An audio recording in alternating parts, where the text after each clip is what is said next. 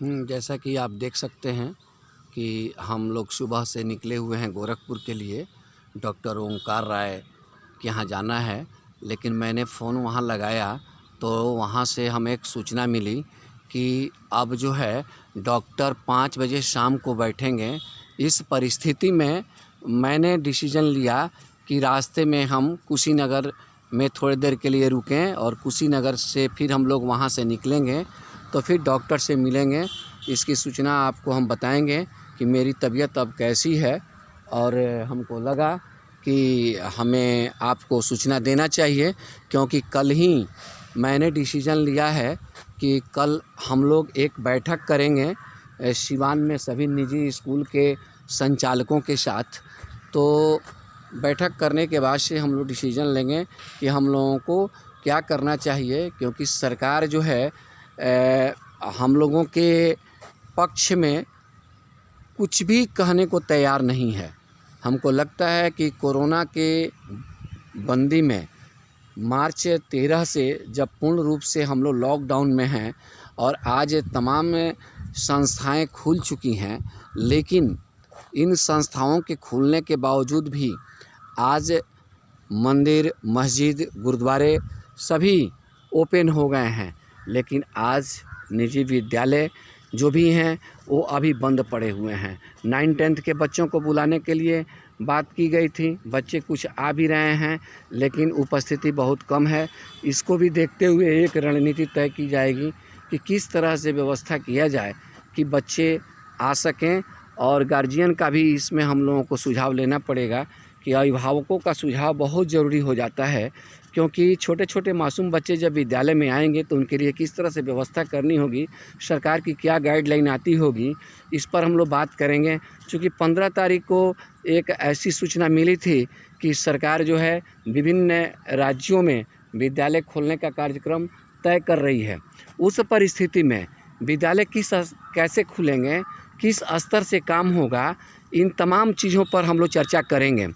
चूँकि social distance और class में 6 फीट की दूरी पर बैठने की बात हो रही है, क्लास में किस तरह से 6 फीट की दूरी पर हम लोग बैठाएंगे, और सैनिटाइज़र की बात हो रही है, गेट पर कैसी व्यवस्था होगी, और हमारे बच्चों को बैठने के लिए किस तरह से हम लोग सरकार के गाइडलाइन का पालन करेंगे, इन सारी बातों पर सुरक्षा को देखते हुए हम लोग चर्चा करेंगे।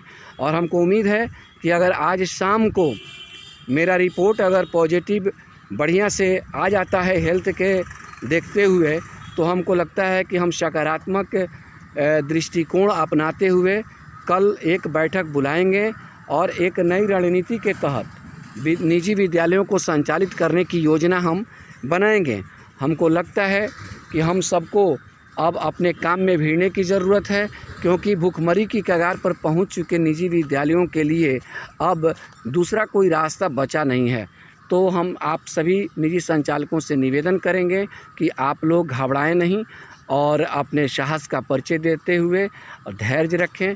बहुत जल्दी निजी विद्यालयों का संचालन हो जाएगा, और अभी चूँकि सरकार विधानसभा के इलेक्शन में पड़ी हुई है और सरकार को हमारी बहुत ज़रूरत है। सरकार चाहती है कि निजी विद्यालयों के गाड़ी को ले लिया जाए, निजी विद्यालय के वाहन को लिया जाए।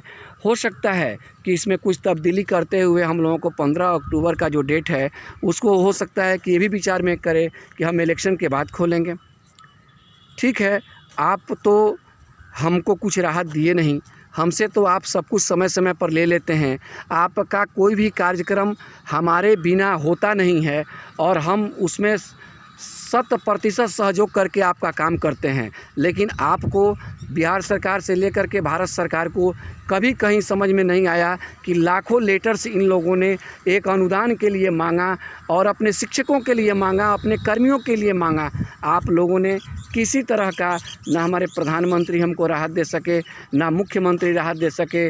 मैं सब आप लोगों से एक रणनीति बनाने के लिए तैयार हूं, जिस पर हम लोग विचार किया जाए कि इस इलेक्शन में हम समर्थन करें या इलेक्शन चुनाव का बहिष्कार करें या दूसरे को हम लोग सपोर्ट करें। इस पर एक चर्चा होगी और हम लोग इस पर कार्यक्रम करेंगे। सिर्फ दुआ कीजिए कि मेरा तबीयत ठीक हो जाए। मेरा जो प्लेटलेट्स घटा हुआ है, जो 49,000 तक आ गया था, वो आज बढ़ा हुआ प्राप्त हो। रिपोर्ट हमको लगता है कि 5 बजे डॉक्टर बैठेंगे, 7 बजे तक हमको ब्लड टेस्ट का रिपोर्ट आ जाएगा। तब तक मैं कुशीनगर से यहाँ थोड़ा विश्राम करके और रेस्ट करके हम लोग यहाँ से कुछ नाश्ता पानी भी करेंगे और यहाँ से फिर हम लोग निकलेंगे और सब लोग यहाँ से घूमने की ओर निकले हैं। मैं आपको यहाँ पर दिखा देता हूँ कि ये सब आप नज़ारा देख सकते हैं।